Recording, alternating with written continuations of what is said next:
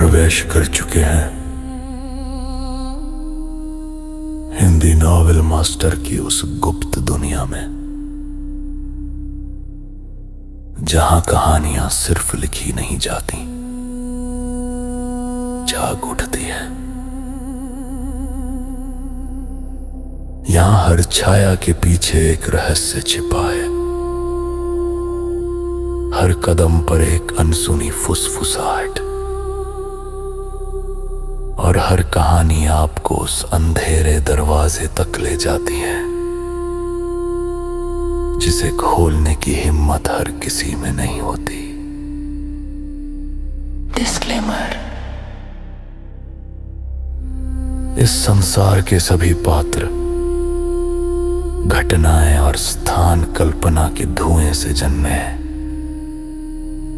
इनका किसी वास्तविक व्यक्ति, संस्था या घटना से कोई संबंध नहीं है। यदि कोई समानता लगे तो याद रखिए, संयोग भी कभी कभी कहानी का हिस्सा बन जाता है। ये सामग्री केवल मनोरंजन और कल्पनाओं की रहस्यमयी यात्रा के लिए है। अध्याय 651। भले ही उनके पास महागुरु की मानसिकता थी, लेकिन उनके पास महागुरु जैसा तपोबल नहीं था। मेरी मांग बहुत सीधी है ना? बस इतना बता दो कि तुम राजी हो या नहीं, रिया कपूर ने जोर देते हुए पूछा। देवांश ठाकुर ने कहा, मैं बस इतनी गारंटी दे सकता हूं कि जब तक वो मुंबई की सीमा में कदम नहीं रखता, मैं उससे नहीं लड़ूंगा।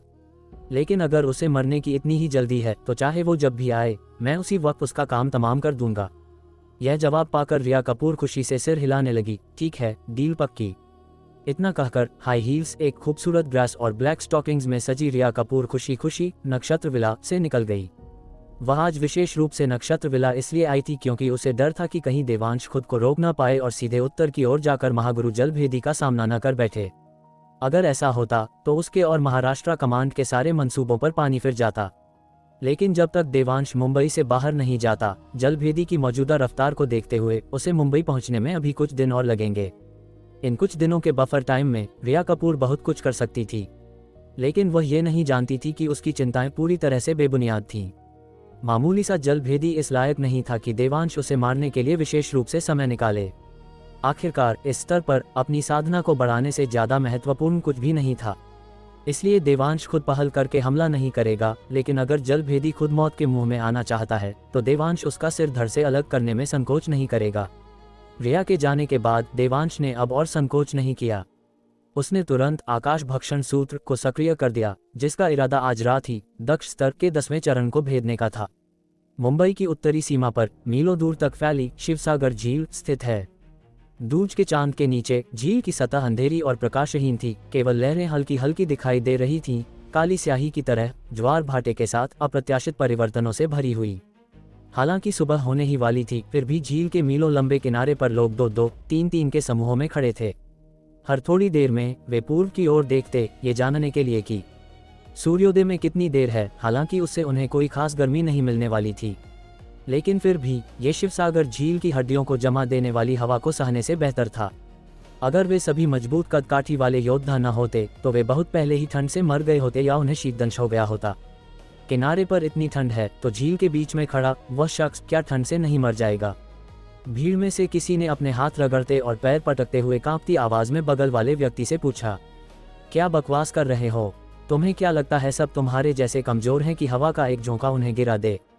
उसके बगल में खड़े लोगों ने तुरंत पलटवार किया, मुंह से ठंडी भाप छोड़ते हुए। वैसे क्या वह शख्स वाकई पृथ्वीराज सिंधिया की बेटी है? किसी और ने पूछा। हो ही नहीं सकता। क्या तुमने दिन में उसके हाथ में वह श्वेत अश्व भाला नहीं देखा? सिर्फ एक भाला ये साबित करने के लिए काफी नहीं है कि वह पृथ्वीराज सिंधिया की बेटी है ना? बिल्कुल। क्या पता उसे यह भाला कहीं पड़ा हुआ मिला हो, या क्या पता वह पृथ्वीराज सिंधिया की शिष्या हो। इससे ये कैसे साबित होता है कि वह उनकी बेटी नैना सिंधिया ही है? किसी ने हाँ में हाँ मिलाए। मैं कहता हूँ, क्या यह महत्वपूर्ण है कि वह पृथ्वीराज सिंधिया की बेटी है या नहीं? जब तक वह यहाँ जलभेदी से लड़ने के लिए है, क्या इतना काफी नहीं है? सही बात है, सही बात है। हम यहाँ किस लिए पहरा दे रहे हैं? क्या हम उसकी जन्म कुंडली जांचने आए हैं? क्या हम यहाँ उसकी और जलभेदी की वो धरती हिला देने वाली लड़ाई देखने नहीं आए? मुझे आश्चर्य है कि उसे महागुरु पृथ्वीराज सिंधिया से कितनी साधना विरासत में मिली है। अगर वह केवल उतनी ही ताकतवर है जितनी वह पहले थी, तो यहाँ आना क्या अपनी मौत को दावत देना नहीं है? मुझे तुम्हारी बातें पसंद नहीं आ रही हैं।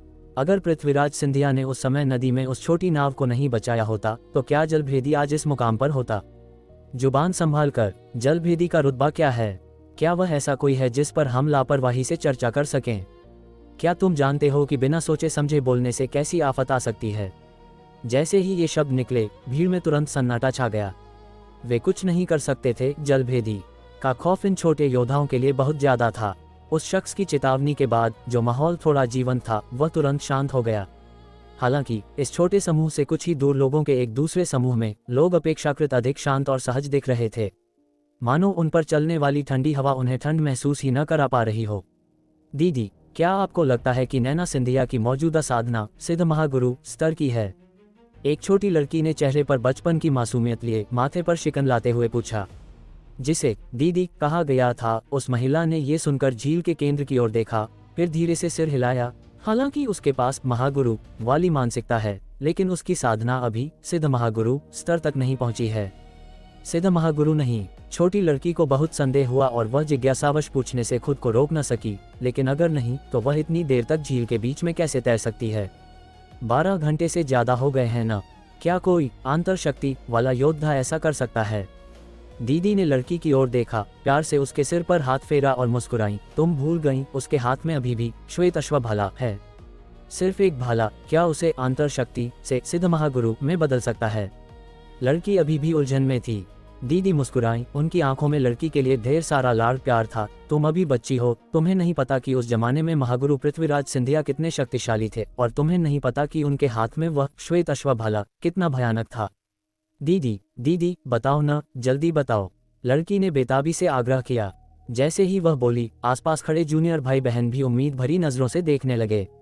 ये देखकर दीदी ने सोचा कि लंबी रात वैसे भी खाली है, तो क्यों न उन्हें पुराने रणभूमि के वे सनसनीखेज किस्से सुनाए जाएं।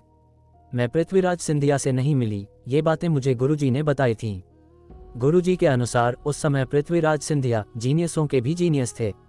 40 साल का होने से पहले ही वे सिद्ध महागुरु बन चुके थे, और उन्होंने अपनी दिव्य क्षमता को खुद ही समझा था, जिससे वे उस समय के दुनिया के सम्मानित महागुरुओं में से एक बन गए। खासकर उनके हाथ में वह श्वेत अश्व भाला, जिसकी यह ख्याति थी कि जब श्वेत अश्व प्रकट होता है तो दुनिया में कोई दूसरा भाला नहीं टिकता। इसलिए उस युग की रणभूमि में पृथ्वीराज सिंधिया को भाला सम्राट के नाम से भी जाना जाता था। जहां तक गोदावरी नदी के युद्ध की बात है, मुझे यकीन है कि तुम सबने इसके बारे में सुना होगा। अगर जलभेदी ने वो चालबाजी न की होती, तो पृथ्वीराज सिंधिया ने बहुत पहले ही एक ही वार में जलभेदी का मस्तक भेद दिया होता। इसलिए भले ही पृथ्वीराज सिंधिया हार गए, लेकिन उनके हाथ का श्वेत अश्व भाला कभी नहीं हारा। इसी वजह से यह कहावत बनी थी, एक उंगली से नदी रोकने वाला जलभेदी बिना श्वेत अश्व के दुनिया में कोई भी बेजोड़ नहीं, जिसका मतलब था कि पृथ्वीराज सिंधिया श्वेत अश्व भाला थामे हुए जलभेदी को भी दबा सकते थे। बस अफसोस की बात है कि जैसे जैसे ये कहावत फैली, किसी ने इसका जिक्र करना बंद कर दिया, और यह बन गया, महागुरु जगत में कौन सर्वोच्च है, एक उंगली से नदी रोकने वाला जलभेदी। पता नहीं किसने उसकी छवि को इतना चमका दिया, लेकिन ये काम वाकई सफाई से किया गया था। और यह श्वेत अश्व भाला, हालांकि यह अपने मालिक की साधना को नहीं बढ़ा सकता, लेकिन यह उस समय के महागुरु पृथ्वीराज सिंधिया की भाला सम्राट वाली इच्छा शक्ति को वहन करता है। इसलिए इसके मालिक के लिए झील के ऊपर मंडराना बेहद आसान है। दीदी की बातें सुनने के बाद साथी जूनियर भाई बहनों को आखिरकार पृथ्वीराज सिंधिया और उनके हाथ के श्वेत अश्व भाले की महिमा समझ में आई। उनकी प्रशंसा करते हुए हर कोई पृथ्वीराज सिंधिया के लिए आक्रोश महसूस कर रहा था। मैं वास्तव में उम्मीद करती हूँ कि नैना सिंधिया जलभेदी को हरा सके और महागुरु पृथ्वीराज के पिछले अपमान का बदला ले सके। छोटी लड़की ने बचपन की गंभीरता के साथ मुट्ठियां भींचते हुए कहा। ये सुनकर दीदी, हालांकि अपनी जूनियर बहन की मासूमियत को तोड़ना नहीं चाहती थी, फिर भी उन्होंने सिर हिलाया। केवल महागुरु की मानसिकता के साथ, लेकिन महागुरु की साधना के बिना जलभेदी को हराना असंभव है। और इसके अलावा वह अपनी बात पूरी भी नहीं कर पाई थी कि अचानक उनकी आंखें फटी की फटी रह गईं। वे झील के केंद्र की ओर टकटकी लगाए देखती रहीं, ख्यालों में खोई हुई। सिर्फ वही नहीं, बल्कि शिवसागर झील के मीलों लंबे किनारे पर खड़े सभी लोग भी झील के केंद्र की ओर टकटकी लगाए देख रहे थे। अध्याय 652। कोल्हापुर की नैना सिंधिया ने गद्दार जलभेदी को मारने की शपथ ली। शिवसागर झील के बिल्कुल बीचों बीच सियान रंग के कपड़ों में एक सुडौल काया वाली युवती खड़ी थी। वह युवती लंबी और गोरी थी। दूज के चांद की रात में भी हल्की चांदनी उसकी खूबसूरती को बयां करने के लिए काफी थी। युवती की आंखें कसकर बंद थीं, हाथ पीठ के पीछे बंधे थे और उसके पैरों के नीचे एक लंबा भला पड़ा था जो पूरी तरह काला था सिवाय उसके डंडे पर नक्काशी किए गए एक श्वेत अश्व के। ये श्वेत अश्व झिलमिला रहा था, असाधारण रूप से उज्ज्वल और अंधेरे झील के पानी में कुछ हद तक चकाचौंध पैदा करने वाला। यही वह अत्यधिक चमक थी जिसने शिवसागर झील की कई मछलियों को जांच पड़ताल के लिए आकर्षित किया। फिर भी श्वेत अश्व भाले के 100 मीटर के दायरे में एक भी मछली नहीं थी। वे सभी 100 मीटर दूर इकट्ठी थीं, उत्सुक और उत्तेजित। वे तेज रोशनी से आकर्षित थीं, जो एक आदिम वृत्ति है, लेकिन पास जाने में उनकी हिचकिचाहट उनके जीन्स में बसी अस्तित्व बचाने की वृत्ति से भी उपजी थी। कुछ झींगे और केकड़े, जिनमें इस बचाव वाली जीन की कमी थी, निडर होकर आगे बढ़ते रहे। फिर मछलियों की नजरों के सामने वे धूल में बिखर गए, झील के पानी में मिल गए, जिससे उन देखने वाली मछलियों का मन ललचा गया कि काश वे आगे बढ़कर कुछ निवाले झपट सकें। ये सभी सूक्ष्म परिवर्तन नैना सिंधिया के दिमाग में दर्ज हो रहे थे, जो श्वेत अश्व भाले पर खड़ी थी, लेकिन वह उदासीन बनी रही, अपनी सांसें रोके और ध्यान केंद्रित किए हुए आसपास के परिवर्तनों को महसूस करती रही। इस बीच उसका दिमाग पिछले लगभग 30 वर्षों की घटनाओं को लगातार दोहरा रहा था। जब वह 5 साल की थी, उसने पहली बार अपने पिता के श्वेत अश्व भाले को छुआ था, जिसके परिणामस्वरूप उसे 7 दिनों तक तेज बुखार रहा, जिसने लगभग उसकी जान ले ली थी। उसके बाद उसने अपने पिता के श्वेत अश्व भाले को दोबारा छूने की हिम्मत नहीं की, यहाँ तक कि उसे देखने की भी हिम्मत नहीं की, बस चोरी छिपे नजरें डाल लेती थी। उस घटना के बाद ही उसके पिता ने उसे कुछ गूढ़ और कठिन ग्रंथ दिए थे और उसे लगन से साधना करने का आग्रह किया था। जब वह 7 साल की थी, उसके पिता जल्दी में दिख रहे थे श्वेत अश्व भाले को लेकर जाने लगे। उसने मना किया, उनके पैर से लिपट गई और जोर जोर से रोने लगी। उसके पिता ने उसे 2 अंडों का लालच दिया और वह खुशी खुशी मान गई, उन्हें जाने दिया। कुछ दिनों बाद उसके पिता वास्तव में अंडे लेकर लौटे, लेकिन ये अंडे असामान्य थे, उनके छिलके लाल थे, जिन पर खून के धब्बे लग रहे थे। उस समय वह समझ नहीं पाए, उसने सोचा कि ये लाल शगुन के अंडे हैं जो उसके पिता किसी शादी वाले घर से लाए हैं। बहुत बाद में उसे पता चला कि वे चमकीले रंग के अंडे शगुन के नहीं थे, बल्कि उसके पिता द्वारा खान से गए खून से लाल हो गए थे। उस घटना के कुछ समय बाद ही उसके पिता का निधन हो गया। अगर उसे पता होता कि इसका अंत इस तरह होगा, तो वह 2 अंडों की खातिर अपने पिता को कभी जाने नहीं देती। इसलिए उस दिन से उसने कभी अंडों को हाथ नहीं लगाया। यहाँ तक कि जब उसकी सबसे अच्छी दोस्त की शादी हुई, तो उसने लाल शगुन के अंडों को नहीं छुआ। इसके बजाय उसने अपना शगुन का लिफाफा छोड़ा और मुड़कर चल दी। पिता के निधन से पहले उसने नादानी में उनसे पूछा था, सब कहते हैं कि आप जा रहे हैं, क्या बाबा फिर किसी लंबी यात्रा पर जा रहे हैं? हाँ, इस बार बाबा बहुत बहुत दूर जा रहे हैं। नहीं, मैं नहीं चाहती कि बाबा जाएं। मैं नहीं चाहती कि बाबा जाएं। नैना, रो मत, बाबा बस एक लंबी यात्रा पर जा रहे हैं, वे जल्द ही वापस आएंगे। जल्दी? कितनी जल्दी? जब तुम भाले से श्वेत अश्व को आजाद कर पाओगी, तब बाबा तुमसे मिलने वापस आएंगे। ये उसके पिता के आखिरी शब्द थे। बोलने के बाद वह हल्का सा मुस्कुराए और चल बसे। उसे आज भी याद है कि जाते समय उसके पिता के चेहरे पर वह हल्की मुस्कान थी, जैसे अंधेरे में एक जलता हुआ दिया जो अनगिनत काली रातों में उसका रास्ता रोशन कर रहा हो। उसे बाद में पता चला कि उसके पिता मूल रूप से नहीं मरते, ये केवल इसलिए हुआ क्योंकि वे नदी पर एक छोटी नाव को बचाने गए थे कि जलभेदी ने मौके का फायदा उठाया और अपनी नदी भेदी उंगली से उनके दिल की नसों को चकनाचूर कर दिया। इन 20 वर्षों में उसने अनगिनत बार सोचा कि क्या उसके पिता को उस छोटी नाव को बचाने का पछतावा था, क्या उन्हें किसी और के बच्चे के पिता को बचाने का पछतावा था, जबकि उनका अपना बच्चा 7 साल की उम्र में अनाथ हो गया। उसे इसका जवाब नहीं पता था, बस इतना पता था कि उसने इन 20 वर्षों तक दिन रात साधना की, फिर भी वह श्वेत अश्व भाले से श्वेत अश्व को नहीं बुला सकी। लेकिन उसने कभी हार नहीं मानी, क्योंकि उसे हमेशा विश्वास था कि उसके पिता केवल एक बहुत दूर की जगह गए हैं, और जब तक वह श्वेत अश्व भाले से श्वेत अश्व को रिहा कर सकती है, उसके पिता निश्चित रूप से अपना वादा निभाएंगे और दूर से वापस आएंगे। इस समय पूर्व दिशा धीरे धीरे उज्ज्वल हो गई और सूरज की एक किरण अचानक रात को चीरती हुई आई और शिवसागर झील के केंद्र में सियान आकृति पर पड़ी। अपनी आंखें कसकर बंद किए हुए उसने अचानक अपने पैरों के नीचे लंबे भले पर जोर से पैर मारा और उसकी आकृति तुरंत ऊपर की ओर गोली की तरह उठी, बादलों को चीरती हुई। श्वेत अश्व भाले ने जैसे कुछ महसूस करते हुए अचानक झील से छलांग लगाई और उस सियान आकृति का पीछा किया। पलक झपकते ही वह व्यक्ति और भला झील की धुंध को चीरते हुए सभी की नजरों से ओझल हो गए। लेकिन तभी मूल रूप से शांत और स्थिर धुंध अचानक उमड़ पड़ी, जैसे कोई विशाल स्तंभ उसे मथ रहा हो, जिससे हर कोई हक्का बक्का रह गया। क्या ये वास्तव में इंसानी ताकत से हो सकता है? झील के किनारे पर एक आंतर शक्ति वाले योद्धा ने अपने साथियों से हैरान होकर पूछा। उसके शब्द विस्मय से भरे थे। किसी ने उसके सवाल का जवाब नहीं दिया, क्योंकि वे अपनी आंखों के सामने के दृश्य से पहले ही स्तब्ध थे। उन्होंने बादलों के ऊपर एक सियान लिबास वाली आकृति को देखा, जो आसमान को कैनवास, भाले को ब्रश, बादलों को स्याही और झील को कागज के रूप में इस्तेमाल कर रही थी और पिछले 20 वर्षों के आक्रोश और संकल्प को बारीकी से लिख रही थी। लंबा भाला उसकी छाती के सामने क्षैतिज रूप से घूमा और विशाल धुंध तुरंत बादलों से गिर पड़ी, शिवसागर झील की खतरनाक सतह पर उतरी और तुरंत बर्फ में जम गई, एक बड़ा सा क्षैतिज स्ट्रोक बनाते हुए जो झील पर तैरने लगा और लंबे समय तक बिखरा नहीं। जैसे ही नैना सिंधिया ने अपना लंबा भाला चलाया, क्षैतिज स्ट्रोक के दोनों ओर तुरंत 2 ऊर्ध्वाधर स्ट्रोक दिखाई दिए। ये कुछ ऐसा लग रहा था जैसे वह कोई अपशब्द लिखने की तैयारी कर रही हो। ये देखकर किनारे पर मौजूद हर किसी की भौहें तन गईं। वे सभी नैना सिंधिया के असंतोष और दुख को जानते थे, लेकिन इतने सारे लोगों के सामने क्या उसे कम से कम थोड़ी छवि बनाए नहीं रखनी चाहिए? इसके अलावा इस घटना के बाद नैना सिंधिया को पीढ़ियों तक याद रखा जा सकता है। क्या ऐसा हो सकता है कि उसका परिचय देने वाले खंड में वह एक बड़ी सी गाली छोड़ जाए? तुम्हारे वंशज इसे कैसे देखेंगे? तुम्हारे छोटे प्रशंसक इसे कैसे देखेंगे? वे शुभचिंतक जो तुम्हारे प्रति अच्छे थे इसे कैसे देखेंगे? क्या ये सिर्फ लापरवाही भरी बकवास नहीं है? असंतोष एक बात है, गुस्सा दूसरी, लेकिन अपनी ही छवि के साथ मजाक तो मत करो, है ना? जैसे ही सभी के चेहरे शर्म से लाल होने वाले थे, उन्होंने देखा कि नैना सिंधिया वहां रुकी नहीं, बल्कि लिखती रही। तभी सबको एहसास हुआ कि नैना सिंधिया केवल अपनी आंतरिक भड़ास नहीं निकाल रही थी और न ही वह कोई अपशब्द लिख रही थी। शुरुआत विक्रम संवत के माघ माह की 7वीं तारीख, सुबह, न हवा न बारिश न साफ आसमान। मध्य 20 साल की धूल और मिट्टी, 30,000 मील के बादल और चांद, शिवसागर झील में दीर्घायु को समझना। अंतः कोल्हापुर की नैना सिंधिया उस गद्दार कुत्ते चोर जलभेदी को मारने की शपथ लेती है। अध्याय 653। मेरे और उसके बीच केवल 2 श्वेत अश्वभाले हैं।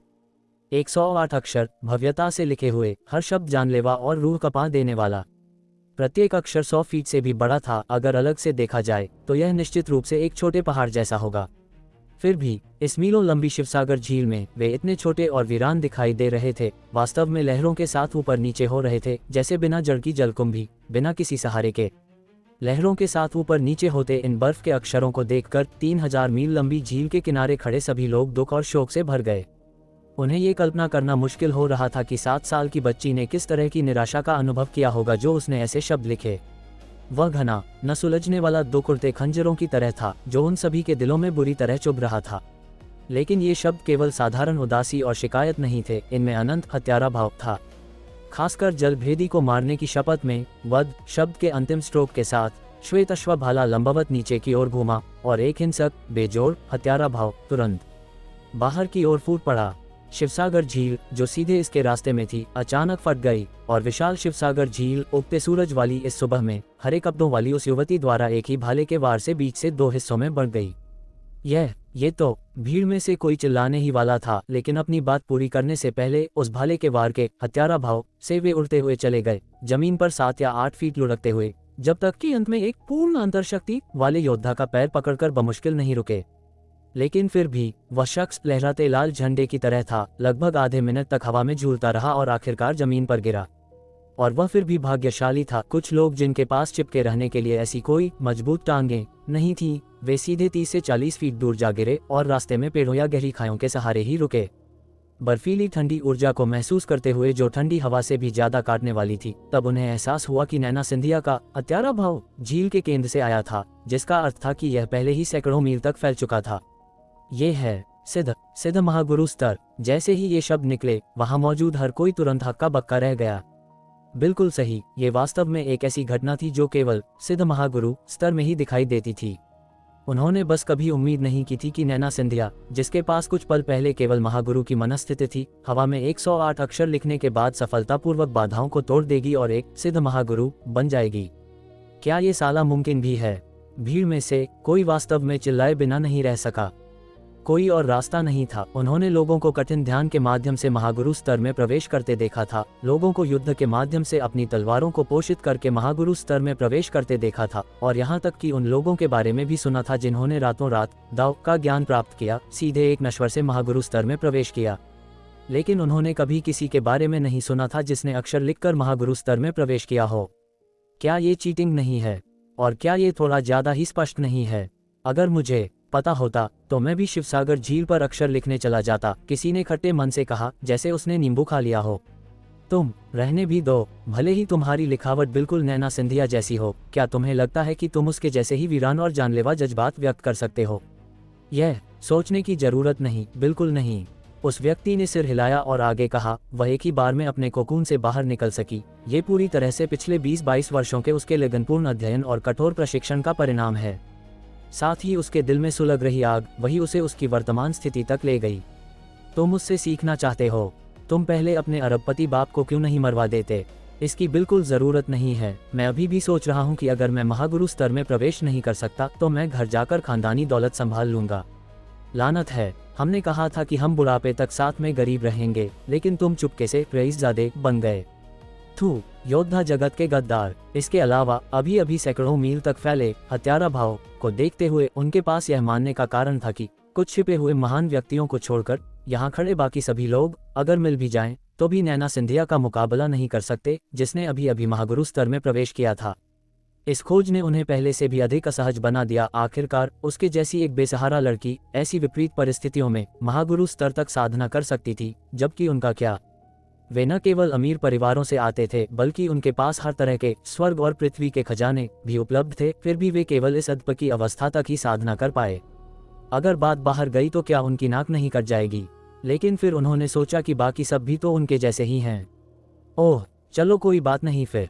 दीदी, नैना सिंधिया वो सिद्ध बन गई। छोटी लड़की ने अविश्वास भरी नजरों से कहा। उसकी आंखें झील के केंद्र पर टिकी थीं। वह हक्की बक्की थी।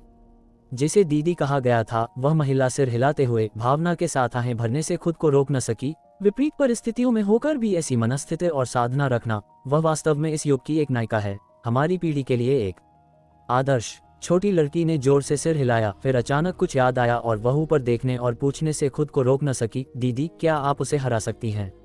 दीदी ने सीधे जवाब नहीं दिया, बल्कि इसके बजाय छोटी लड़की के सामने एक गणित का सवाल रख दिया। मेरे और उसके बीच केवल 2 श्वेत अश्व भाले हैं। वाह! उनके चारों ओर तुरंत हंगामा मच गया। उनके साथी शिष्यों से आश्चर्य की आवाजें आ रही थीं। वे स्वाभाविक रूप से जानते थे कि एक सिद्ध महागुरु कितना शक्तिशाली होता है। एक ही भाले के वार से 3000 मील झील के किनारे के सभी लोगों को पीछे धकेलने का दृश्य कोई ऐसा काम नहीं था जो एक साधारण योद्धा कर सके। लेकिन इतनी शक्ति के साथ भी उनकी दीदी ने उसे अपनी नजरों में कुछ नहीं समझा। ये कितना जबरदस्त था, कितना दिमाग हिला देने वाला, कितना अद्भुत। दीदी, मुझे कभी उम्मीद नहीं थी कि आप एक छिपी हुई महान हस्ती हैं। प्लीज, अब से आपको हमारी रक्षा करनी होगी। मैं ये सब पहले से जानता था। हमारी दीदी कोई मामूली इंसान नहीं है। वे पहले इनकार करती रहीं, लेकिन आज उन्होंने आखिरकार खुद को प्रकट कर ही दिया, है न? दीदी, आप मेरी आइडल हैं। मुझे आपके सुंदर पैरों को गले लगाने दें। नहीं, मेरा मतलब है आपके मजबूत पैरों को। ... अपने साथी शिष्यों से तरह तरह की तारीफें और चापलूसी सुनकर दीदी ने बिना अपना भाव बदले कहा, एक भाला मेरी खोपड़ी को चकनाचूर कर देगा और एक भाला मेरी 3 ईश्वरीय आत्माओं और 7 भौतिक आत्माओं को बिखेर देगा। अगर मैं नहीं मरी तो शायद मैं उसके कपड़ों के किनारे को छू सकूं। उद्धरण चिन्ह ... विस्मयादिबोधक चिन्ह विस्मयादिबोधक चिन्ह विस्मयादिबोधक चिन्ह उद्धरण चिन्ह। तभी सबको समझ आया कि दीदी के 2 श्वेत अश्व भाले का मतलब उनके और नैना सिंधिया के बीच का अंतर नहीं था, बल्कि उनके और नैना सिंधिया के बीच की दूरी थी। जब तक वह उन 2 भालों से बच सकती है, दीदी शायद नैना सिंधिया के कपड़ों के किनारे को छू पाए। दीदी, क्या आप हमारे साथ खेल रही हैं? ऐसे समय में क्या आप अभी भी हमारे साथ मजाक कर रही हैं? छोटी लड़की ने मुंह बनाते हुए उदासी से कहा। दीदी ने छोटी लड़की को झुंझलाहट भरी नजर से देखा। क्या मैं तुम्हारे साथ मजाक कर रही हूँ? साफ है कि मजाक तो तुम कर रही थी, ठीक है। वह एक सम्मानित सिद्ध महागुरु है और तुम वास्तव में मुझसे पूछती हो कि क्या मैं उसे हरा सकती हूँ? छोटी बच्ची, तुम मुझसे ये क्यों नहीं पूछती कि क्या मैं आसमान में उड़कर सूरज के साथ कंधे से कंधा मिलाकर खड़ी हो सकती हूँ? ये सुनकर अंततः सभी को समझ आ गया कि उनकी दीदी कितनी भी मजबूत क्यों न हो, वे नैना सिंधिया को नहीं हरा सकती, जो बादलों में बहुत ऊपर खड़ी थी। तो दीदी, क्या मौजूदा नैना सिंधिया जलभेदी को मार सकती है? छोटी लड़की ने डरते हुए पूछा। शायद उसे डर था कि दीदी गलत समझेंगी, इसलिए उसने जोड़ा, मैं इस बार मजाक नहीं कर रही हूँ, ठीक है। दीदी ने एक पल सोचा, फिर 3 शब्द कहे, ये किस्मत पर निर्भर है। जैसे ही वह बोली, इससे पहले कि वे प्रतिक्रिया दे पाते, ऊर्जा की एक लहर जो पहले से भी अधिक शक्तिशाली थी, पीछे से उन पर आ धम्मी। किनारे पर बूढ़े और जवान उनकी ताकत की परवाह किए बिना इस ऊर्जा लहर से चारों खाने चित हो गए। लानत है, किसने पीछे से हमला किया और एक साथ इतने महान लोगों को नाराज कर दिया, क्या उसे जीना नहीं है? उद्धरण चिन्ह डॉट डॉट डॉट। वह दिशा, ऐसा लगता है जहां मुंबई स्थित है। अध्याय 654। यहाँ का पानी तुम्हारे लिए बहुत गहरा है, मुझे जाने दो। आज क्या हो रहा है? लोग एक के बाद एक स्तर क्यों तोड़ रहे हैं? क्या आजकल महागुरु स्तर इतना सस्ता हो गया है? शायद आज कोई शुभ दिन है, बस थोड़ी सी साधना किसी के स्तर को बढ़ा सकती है। ये वास्तव में अजीब है। क्या ये संयोग है या ये योजनाबद्ध था? मुंबई, उस गुरु देवांश के अलावा क्या मुंबई में कोई और शक्तिशाली हस्ती है? ये जगह मुंबई शहर से हजारों मील दूर है। चाहे उसका रुतबा कितना भी मजबूत क्यों न हो, वह इतनी दूर कैसे फैल सकता है? मेरी राय में पास में ही कोई मास्टर स्तर तोड़ रहा होगा। वास्तव में इसकी शक्ति नैना सिंधिया से भी अधिक मजबूत है और यह हमसे दूर नहीं होनी चाहिए। नहीं तो हम सब ऊर्जा की लहर से कैसे गिर गए होते। मुंबई की दिशा में केवल एक ही गुरु देवांश है। शायद वह पास में ही स्तर तोड़ रहा है, इसलिए सभी को अपने शब्दों से सावधान रहना चाहिए। यह ऊर्जा लहर नैना सिंधिया के स्तर तोड़ने के समय से भी अधिक मजबूत है। क्या ये हो सकता है कि गुरु देवांश शुरू से ही एक सिद्ध महागुरु थे? क्या ये पूछने की भी जरूरत है? अगर वह सिद्ध महागुरु नहीं होता तो उसने उस समय भैरव सिंह को एक ही वार में कैसे मार दिया होता? लेकिन ये सही नहीं है। अगर वह वास्तव में महागुरु स्तर में है तो हर कोई उसे महागुरु देवांश क्यों नहीं बुलाता, बल्कि उसे गुरु देवांश क्यों कहते हैं? केवल पूर्ण अंतर शक्ति वालों को ही गुरु कहा जाता है। जैसे ही ये शब्द बोले गए, वे सभी जिन्होंने अभी अभी अपने मुंह से कीचड़ थूका था तुरंत चुप हो गए। सही बात है, पूर्ण अंतर शक्ति वाले गुरु होते हैं और एक बार जब कोई सिद्ध में प्रवेश करता है तो उसे महागुरु कहा जाना चाहिए। मुंबई का कपूर परिवार इतना साधारण सा सच नहीं जानता हो, ये संभव नहीं था, है न? साफ तौर पर ऐसा नहीं था कि कपूर परिवार नहीं जानता था, बल्कि बाबा कालभैरव उस बूढ़े लोमड़ी की व्याख्या सुनने के बाद उन्होंने सोचा कि देवांश एक साधक है और वह भी एक साधना महागुरु। इस प्रकार उन्होंने स्वाभाविक रूप से देवांश को केवल एक पूर्ण अंतर शक्ति वाले योद्धा के रूप में माना। आखिरकार मार्शल आर्ट्स और साधना दोनों में द्वैत साधना और दोनों का महागुरु स्तर तक पहुंचना अनसुना नहीं था। हालांकि ऐसा लगभग 1000 वर्षों में नहीं हुआ था। इसके अलावा इतिहास में जो दर्ज था वह एक बूढ़ा तांत्रिक था जो 218 साल तक जीवित रहा, जो देवांश जैसा नौजवान तो कतई नहीं हो सकता था। इसलिए उन्हें यकीन था कि देवांश केवल गुरु देवांश है। उन्हें संबोधित करने के उनके तरीके का परिणाम ये हुआ कि शिवसागर झील पर जो लोग गिरे थे वे नादानी में यह मानने लगे कि देवांश ने आज रात ही सिद्ध स्तर में प्रवेश किया है। भैया, मुझे लगता है कि मैंने एक धरती हिला देने वाला रहस्य खोज लिया है। एक युवक ने अपने सीनियर भाई को एक तरफ खींचा और बहुत धीमी आवाज में कहा। हालांकि उसकी आवाज धीमी थी, लेकिन चौकस लोगों ने इसे स्पष्ट रूप से सुन लिया था। और यह सुनने के बाद कि एक धरती हिला देने वाला रहस्य सुना जा सकता है, उनके कान और भी खड़े हो गए। जाहिर है वे उस आदमी के तथाकथित रहस्य को याद करने से डर रहे थे। जिस व्यक्ति को युवक ने भैया कहा था, धरती हिला देने वाला रहस्य शब्द सुनकर ऐसा लगा जैसे उसकी दुखती रग छेड़ दी गई हो और उसका पूरा शरीर अनजाने में कांपने लगा। फिर उसने बहुत ही पेशेवर तरीके से बाएं और दाएं देखा और यह पुष्टि करने के बाद कि कोई उन पर ध्यान नहीं दे रहा है, उसने धीमी आवाज में पूछा, क्या रहस्य? युवक ने भी अपने सीनियर भाई की हरकतों की नकल की, बाएं और दाएं देखा, लेकिन उसे नहीं पता था कि क्या देखना है, बस रस्म निभा रहा था। तो उसने जल्दी से कहा, भैया, क्या आपने गौर किया है कि हर कोई जो जलभेदी के खिलाफ है उसने सिद्ध स्तर में प्रवेश किया है? उद्धरण चिन्ह डॉट डॉट डॉट उद्धरण चिन्ह।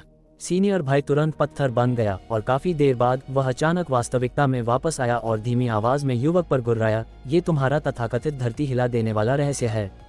ये रहस्य माना जाता है। जलभेदी किस तरह का आदमी है?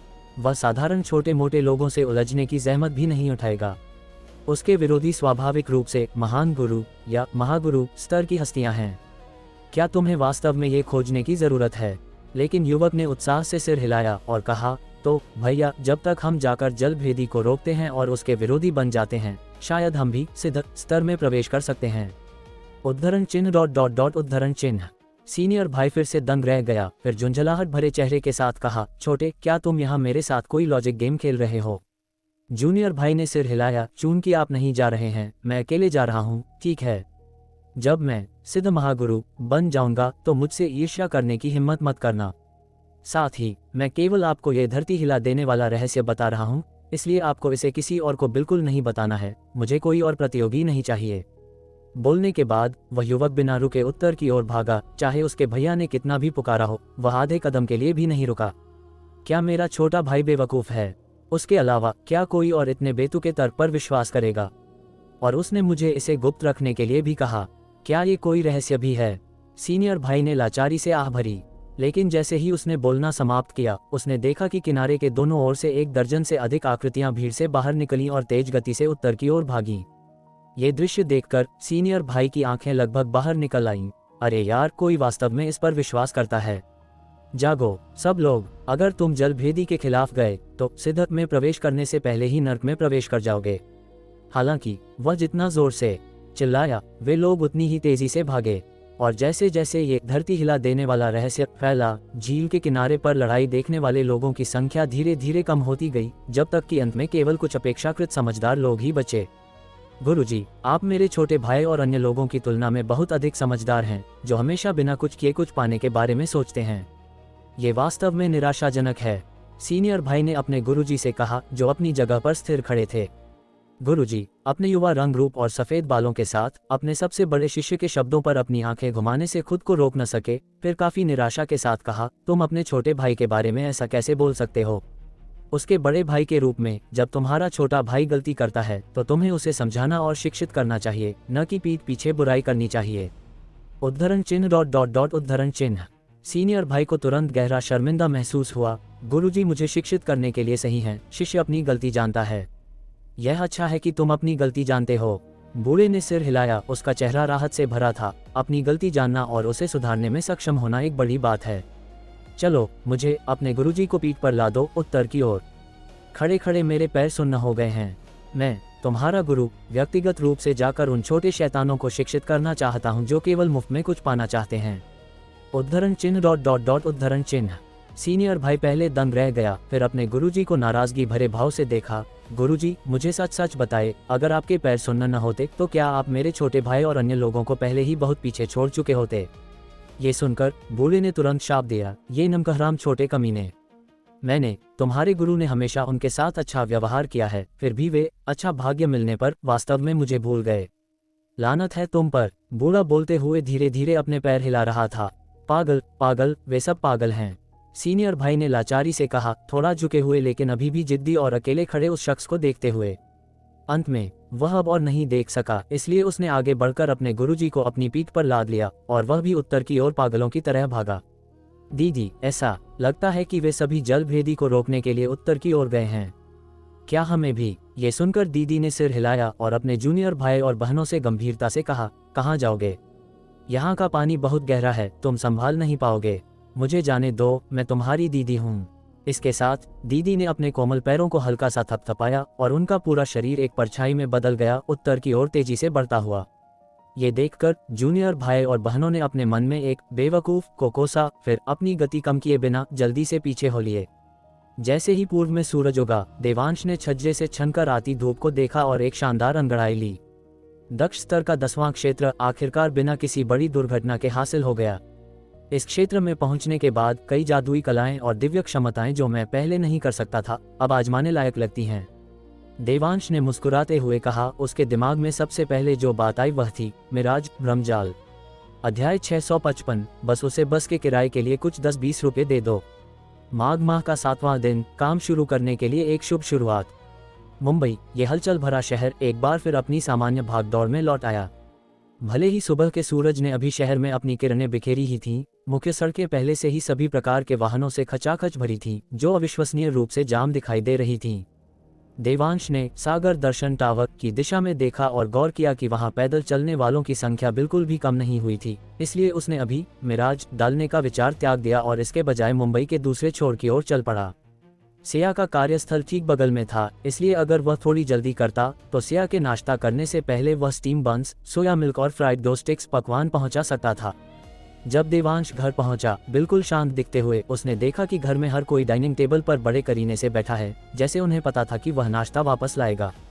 माँ, देखा, मैंने कहा था न कि डिलीवरी बॉय निश्चित रूप से समय पर आएगा। आपको नाश्ता बनाने की बिल्कुल जरूरत नहीं थी, दीपिका ठाकुर ने विजयी होकर कहा।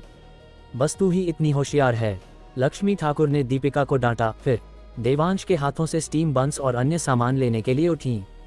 जब सबने उन्हें खोला तो अंदर से अभी भी भाप निकल रही थी। देवांश, क्या ये दुकान पास में है?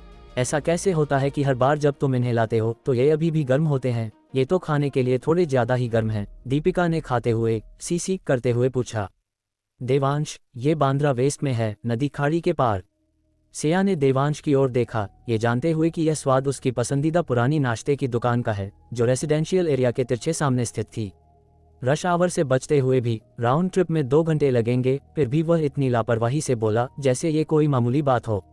क्या सिया को यह बात छू गई? बेशक, और वह मन ही मन थोड़ी खुश भी थी, लेकिन दीपिका को पता नहीं था। उसने बस मुंह बनाया, तुम ये क्यों नहीं कहते कि यह चांद पर है? तुम्हारी तरफ से बस एक नाश्ता, इसे इतनी बड़ी उपलब्धि की तरह क्यों बता रहे हो? जब दीदी पैसे कमाएगी तो मैं तुम्हारे लिए एक नाश्ते की दुकान खरीद दूंगी। वह आज अपनी नई नौकरी शुरू कर रही थी, जो उसे देवांश की सिफारिशों के माध्यम से मिली थी, इसलिए उसे देवांश को शर्मिंदा करने से बचने के लिए अतिरिक्त सतर्क रहना था। सुबह सुबह मुझसे पंगा ले रही हो?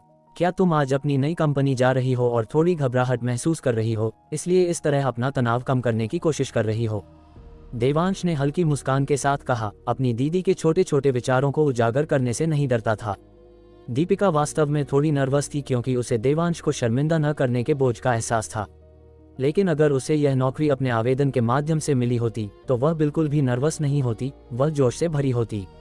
इसमें कोई मदद नहीं कर सकता था। ये छोटे शहर से आए लोगों के बीच एक आम मानसिकता थी। अपने परिवार के लिए परेशानी पैदा करने से डरते हुए उन्होंने सब कुछ खुद कंधे पर उठाने का फैसला किया, लेकिन वह इसे कभी स्वीकार नहीं करेगी। क्या बकवास कर रहे हो?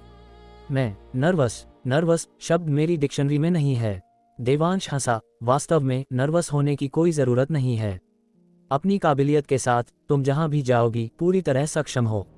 इसके अलावा अगर तुम शुरुआत में ही नर्वस हो तो क्या होगा अगर मैं तुम्हें बाद में एक कंपनी संभालने के लिए कहूँ? क्या तुम डर के मारे कांपने नहीं लगोगी?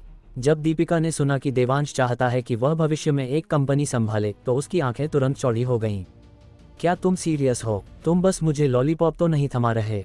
दीपिका ने पूछा। उसका चेहरा उम्मीद से भरा था।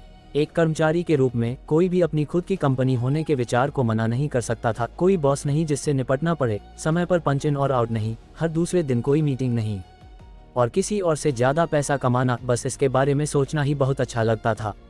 मैं तुमसे झूठ बोल रहा हूँ, विश्वास मत करना। देवांश जोर से हंस पड़ा। देवांश, मैं तुम्हें नहीं छोड़ूंगी। ये ले, दीपिका ने कहा, फिर उठी और पूरे घर में देवांश का पीछा किया। पीहू डाइनिंग टेबल पर बैठी ये नज़ारा देखकर तालियां बजाने लगी और चिल्लाई, बुआ जल्दी, बुआ, और तेज। साल का बकरा भाग गया। ...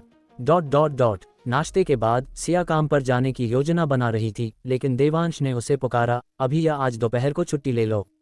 क्यों? सिया ने पूछा, उलझन में दिखते हुए। देवांश को छुट्टी लेने के लिए कहते हुए सुनने के बाद उसने जल्दी से अपने दिमाग पर जोर डाला और पाया कि आज कोई विशेष दिन नहीं था। अगर ऐसा है तो वह क्यों चाहता था कि वह आधे दिन की छुट्टी ले? हालांकि यह छुट्टी खुद से स्वीकृत थी और उसकी उपस्थिति के खिलाफ नहीं मानी जाएगी, फिर भी सिया के पास पेशेवर नैतिकता थी और वह बहुत अधिक छुट्टियां नहीं लेना चाहती थी, इसलिए स्पष्ट करना बेहतर था। बैंक जाओ और अपने कार्ड के लिए बड़ी रकम के ट्रांसफर को सक्रिय कराओ, देवांश ने बिना किसी हिचकिचाहट के कहा। सिया पहले दंग रह गई, फिर मन ही मन सोचने लगी, क्या यह आदमी सीरियस है? मैंने सोचा था कि वह बस घर पर बुजुर्ग जोड़े को खुश करने की कोशिश कर रहा था। मुझे उम्मीद नहीं थी कि उसे वास्तव में याद रहेगा। ओह सही। अगर देवांश ने कुछ नहीं कहा होता तो मैं लगभग भूल ही गई होती। लक्ष्मी ठाकुर ने अपना माथा पीटा और जल्दी से सिया से कहा, बैंक आज खुला होना चाहिए, जल्दी करो और वह काम करवा लो। नहीं तो अगर वह पैसा देवांश के पास रहा तो वह इसे कुछ ही समय में उड़ा देगा। सिया, लेकिन हमारा तलाक हो चुका है।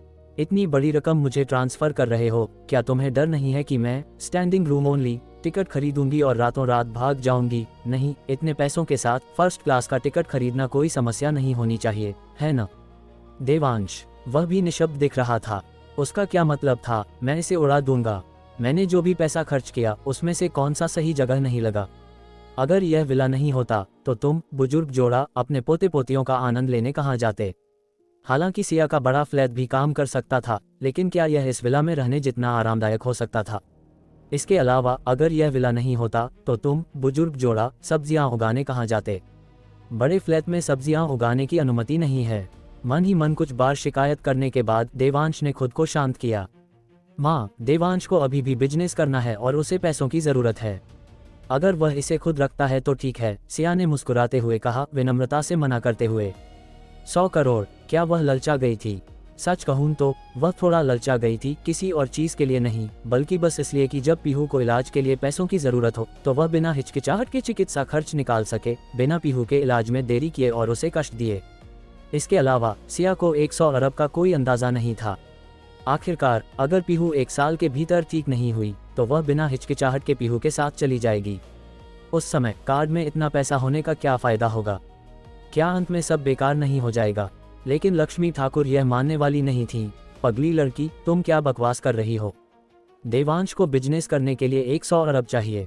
बस उसे बस के किराए के लिए कुछ 10-20 रुपये छोड़ दो बस। इससे ज्यादा, और मुझे डर है कि वह इसे संभाल नहीं पाएगा। देवांश, सिया, दीपिका, हाँ, माँ, आप सच में बहुत फनी हो। लक्ष्मी ठाकुर ने दीपिका को घूर कर देखा। फनी क्या मैं मजाक करती दिख रही हूँ?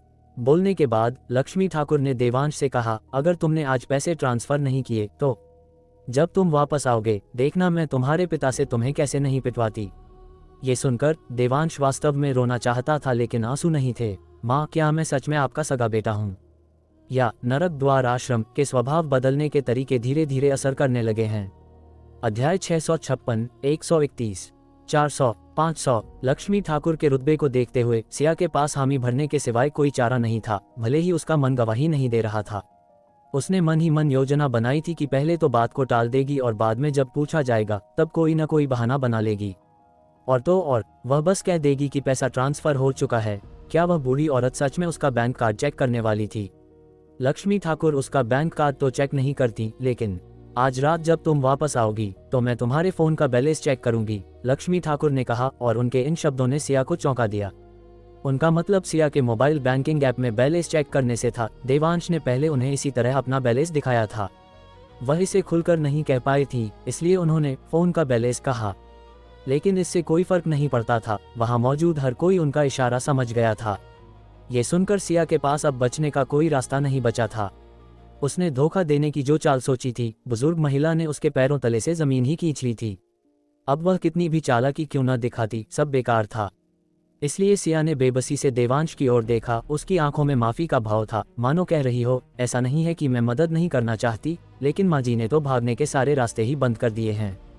लेकिन जब उसने अपनी आंखों से माफी मांगी तो उसने पाया कि देवांश के चेहरे पर कोई शिकन नहीं थी। इसके विपरीत ऐसा लग रहा था कि वह बहुत खुश था और मजा ले रहा था। तो क्या वह कोई नाटक नहीं कर रहा था, बल्कि सच में उन 100 अरब रुपयों को मुझे सुरक्षित रखने के लिए सौंपना चाहता था? सिया मन ही मन हैरान हुए बिना न रह सकी। सच कहूं तो सिया अभी भी थोड़ी बहुत सदमे में थी, लेकिन उसने इसे बखूबी छिपा लिया और चेहरे पर हैरानी का कोई भाव नहीं आने दिया। नाश्ते के बाद लक्ष्मी ठाकुर ने देवांश और सिया को जल्दी निकलने के लिए कहा, जबकि वह खुद पीहू को लेकर विला के चारों ओर फैले विशाल बगीचे में खेलने चली गईं। हरी भरी लॉन को देखकर लक्ष्मी ठाकुर को बहुत अफसोस हुआ। अगर मौसम गलत न होता तो वह निश्चित रूप से यहाँ 2 क्यारियां खोदकर सब्जियां उगा लेती। जहाँ तक देवांश और सिया की बात है, जिन्हें घर से बाहर निकाल दिया गया था, वे विला के गेट के बाहर उदास चेहरों के साथ खड़े थे। तुम लोग किस बैंक जा रहे हो? क्या मैं तुम्हें पहले ड्रॉप कर दूं? दीपिका आंगन में खड़ी अपनी कार की चाबियां घुमा रही थी और कुछ ज्यादा ही उत्साहित लग रही थी। देवांश ने तुरंत मुस्कुराते हुए मना कर दिया, अगर तुम आज लेट नहीं हुई तो यही चमत्कार होगा, हमें ड्रॉप करना तो दूर की बात है। तुम्हें रश आवर की ताकत का कोई अंदाजा नहीं है। हालांकि दीपिका ने उसकी बात पर विश्वास नहीं किया। मुझे डराने की कोशिश मत करो। ऐसा नहीं है कि मैंने पहले कभी रश आवर नहीं देखा। यह उतना भयानक कैसे हो सकता है जितना तुम बता रहे हो? तुम पहले मेट्रो से जाती थीं, आज खुद गाड़ी चलाकर क्यों नहीं देख लेती? देवांश हंसा, देखना है तो देखूंगी, तुम्हें क्या लगता है मैं डर गई? दीपिका ने कहा, फिर मुनी और अपनी कार लेने के लिए बेसमेंट की ओर चल दी। जी वैगन न चलाना और रात में रेशमी कपड़े पहनना, इन दोनों में क्या ही फर्क रह जाता है। ये देखकर कि दीदी को उसकी बात पर यकीन नहीं है, देवांश ने उन्हें और समझाने की कोशिश नहीं की, बल्कि उन्हें कार लाने के लिए जाने दिया। इंसान जब तक एक बार ठोकर न खाए, उसे दर्द शब्द का मतलब समझ नहीं आता। विला का गेट लक्ष्मी ठाकुर ने अंदर से लॉक कर दिया था, इसलिए अंदर जाना तो अब एक सपना था। वे बस आगे बढ़ गए, रॉयल पाम्स एस्टेट के अपार्टमेंट वाले हिस्से से शॉर्टकट लेने का इरादा करके। दोनों काफी देर तक चलते रहे, तब जाकर वे अपार्टमेंट डिस्ट्रिक्ट पहुंचे। अपार्टमेंट डिस्ट्रिक्ट और विला डिस्ट्रिक्ट का गेट एक्सेस सिस्टम एक दूसरे से अलग था। हालांकि सिया जैसे मालिक जिनके पास अपार्टमेंट डिस्ट्रिक्ट में भी प्रॉपर्टी थी, वे फेशियल रिकग्निशन के जरिए आसानी से गेट खोल सकते थे, जिससे देवांश भी उनके साथ अंदर आ गया। रॉयल पाम्स एस्टेट के अपार्टमेंट डिस्ट्रिक्ट से होकर गुजरना बाहर से घूमकर जाने की तुलना में बहुत तेज था। जैसे ही वे कम्युनिटी गेट से बाहर निकले, उन्होंने देखा कि कारों की एक लंबी कतार ने बाहर की मुख्य सड़क को पहले ही ब्लॉक कर रखा था, जिसमें दीपिका की जी वैगन भी शामिल थी, जो अभी अभी गैराज से निकली थी। कायदे से कम्युनिटी के अंडरग्राउंड गैराज से निकलकर और मुख्य सड़क पर आने के बाद उसे लगातार लेन बदलकर सबसे बाईं ओर जाना चाहिए था और फिर कंपनी जाने के लिए बाएं मुड़ना चाहिए था। लेकिन इस वक्त वह सबसे बाहरी राइट टर्न लेन में फंसी हुई थी और बेहद झुंझलाहट की स्थिति में थी। ये देखकर देवांश खुद को रोक नहीं पाया और मुस्कुराते हुए आगे बढ़ा। दीपिका की कार की खिड़की खटखटाते हुए हंसकर पूछा, मजा आया? दीपिका ने कार की खिड़की पर टिके देवांश को घूर कर देखा, नाक सिकोड़ी और जिद करते हुए कहा, वैसे भी अभी भी जल्दी है। मैं दाएं मुड़ूंगी, फिर यू टर्न लेकर सीधे चली जाऊंगी। मैं फिर भी पहुंच जाऊंगी। देवांश ने सिर हिलाया, तुम जरूर पहुंच जाओगी, बस पता नहीं किस समय। इतना कहकर देवांश ने सिया से पूछा, आमतौर पर इस चौराहे को पार करने में कितना समय लगता है? सिया ने ईमानदारी से जवाब दिया, अगर किस्मत अच्छी रही तो लगभग आधा घंटा। आधा घंटा? दीपिका चिल्लाई और आखिरकार घबरा गई।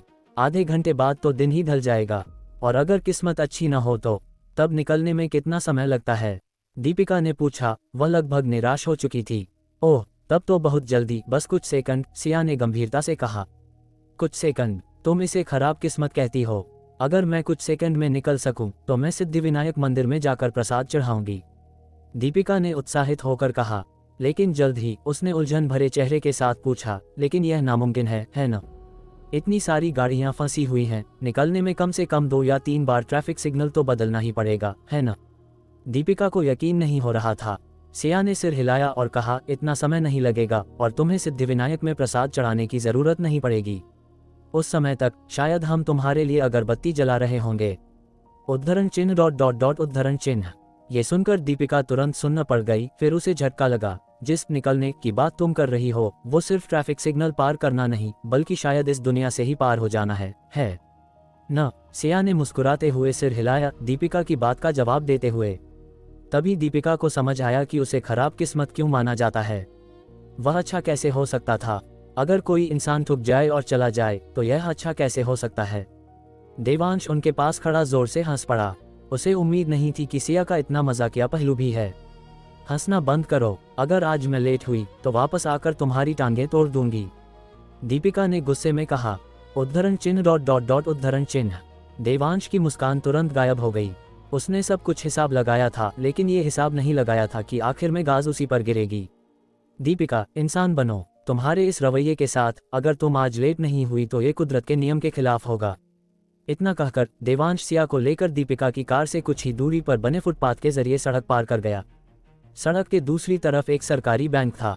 अंदर घुसते ही एक लॉबी मैनेजर तेजी से उनके पास आया और पूछने लगा कि वे क्या काम करना चाहते हैं।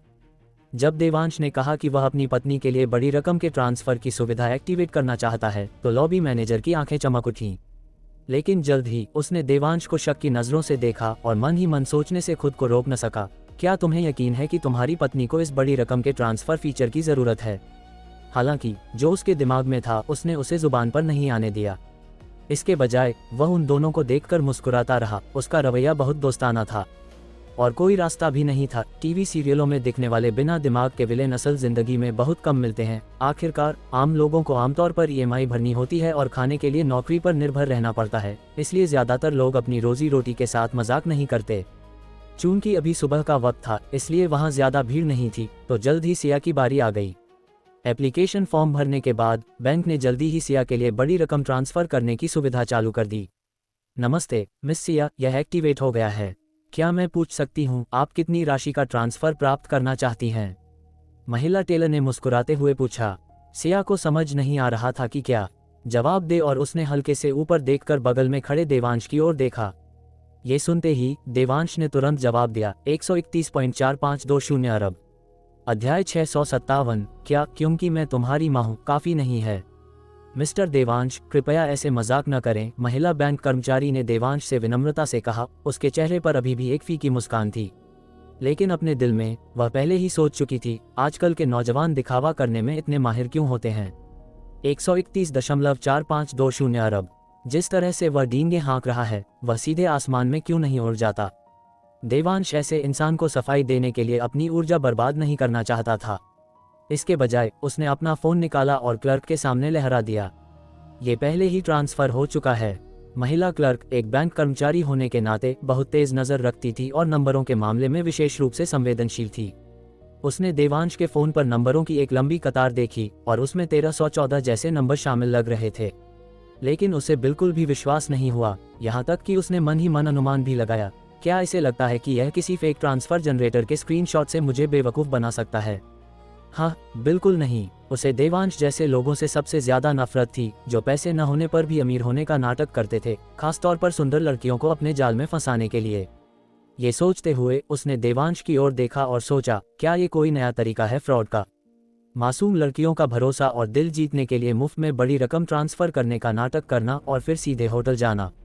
नहीं, मुझे इसके झूठ का पर्दाफाश करना ही होगा। मैं इस परी से भी ज्यादा सुंदर महिला को एक ऐसे सुअर द्वारा धोखा नहीं खाने दे सकती जो दिखने में काफी हैंडसम है। इसलिए इससे पहले कि वह सिया को बैंक कार्ड और आईडी वापस करती, उसने सक्रिय रूप से बैकएंड में सिया का बैलेंस फिर से रिफ्रेश किया। ये रिफ्रेश बहुत महत्वपूर्ण था। इसके बाद महिला क्लर्क का मुंह खुले का खुला रह गया। उसने अपनी उंगली से स्क्रीन पर इशारा किया और गिना। ये वास्तव में 100 अरब से ज्यादा था। ये नौजवान सच में हैंडसम है। वह सोच रही थी कि क्या वह अभी भी दूसरी हसीन कलियों को तोड़ना चाहता है, जैसे कि वह खुद बैंक का फूल। हालांकि जैसे ही वह देवांश को प्यार भरी नजरों से देख रही थी, देवांश धैर्यपूर्वक सिया को सिखा रहा था कि इस बैंक में बैलेंस कैसे चेक किया जाता है। जब सिया ने अपने फ़ोन की स्क्रीन पर नंबरों की लंबी कतार देखी, तो भले ही उसने खुद को मानसिक रूप से तैयार कर लिया था, फिर भी वह पूरी तरह से हैरान रह गई। इसमें कोई क्या कर सकता था। कोई भी आम इंसान जो बिना किसी कर्ज के 100 करोड़ का मालिक बन जाए, वह शायद खुशी से पागल हो जाएगा। और ये 100 अरब से ज्यादा था। कौन शांत रह सकता था। बेशक सिया ज्यादा देर तक हैरान नहीं रही, वह जल्दी ही शांत हो गई। क्लर्क से अपनी आईडी और बैंक कार्ड लिया, धन्यवाद कहा और फिर वहां से चली गई, मानो ये 100 अरब उसके थे ही नहीं। उन दोनों को जाते देख महिला क्लर्क की आंखें ईर्ष्या और जलन से भर गईं। इस पल वह ये कल्पना करने लगी कि अगर वह महिला मिस सिया होती तो उसकी जिंदगी कैसी होती। सबसे पहले वह निश्चित रूप से इस्तीफा दे देती, फिर वह सारा पैसा किसी विरोधी बैंक में जमा कर देती, जिससे उसका वर्तमान मैनेजर सीधे तौर पर पागल हो जाता। और वह जब चाहे तब पैसे जमा करने यहाँ आती और फिर मैनेजर के सामने काउंटर से सीधे 3 लाख से ज्यादा कैश निकालती, वह पैसा जिसे निकालने के लिए मैनेजर के हस्ताक्षर की जरूरत होती है। वह बस मैनेजर को ये बताना चाहती थी कि जिसे वह डांटा करता था, अब वह कोई ऐसी हस्ती है जिससे पंगा लेना उसे भारी पड़ सकता है।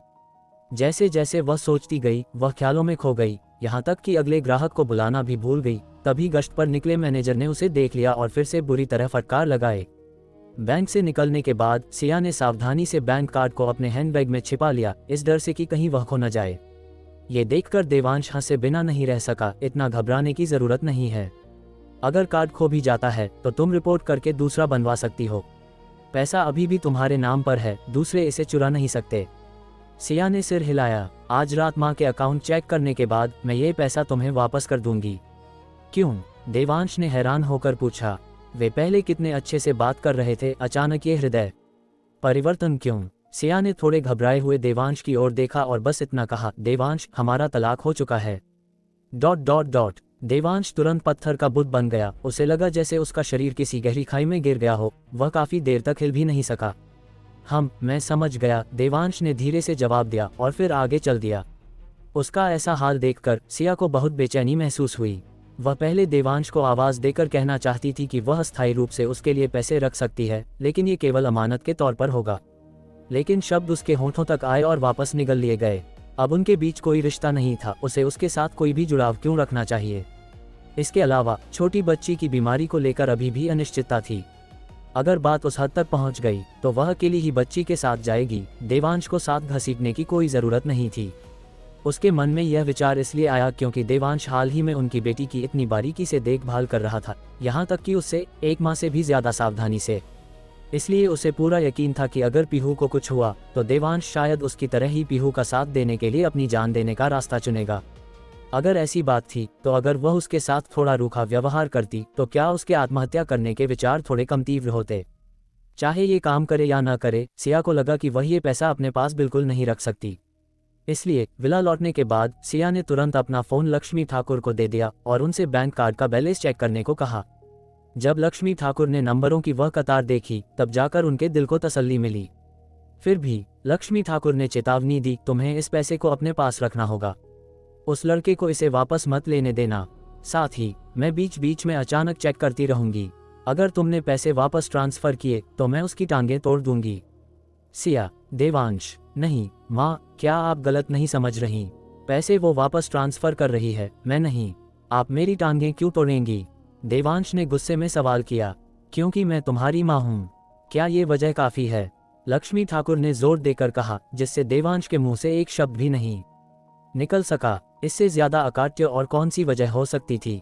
बिल्कुल कोई नहीं। हताश देवांश आह भरने के सिवाय कुछ न कर सका और बड़बड़ाया, ये शायद यही तो रक्त संबंध का प्रभाव है। बोलने के बाद देवांश ने सिया से कहा, मेरी टांगों की खातिर कृपया पैसे वापस ट्रांसफर मत करना, मेरे मूड पर निर्भर करता है। सिया ने नखरे से कहा, उसका अंदाज बेहद खूबसूरत था।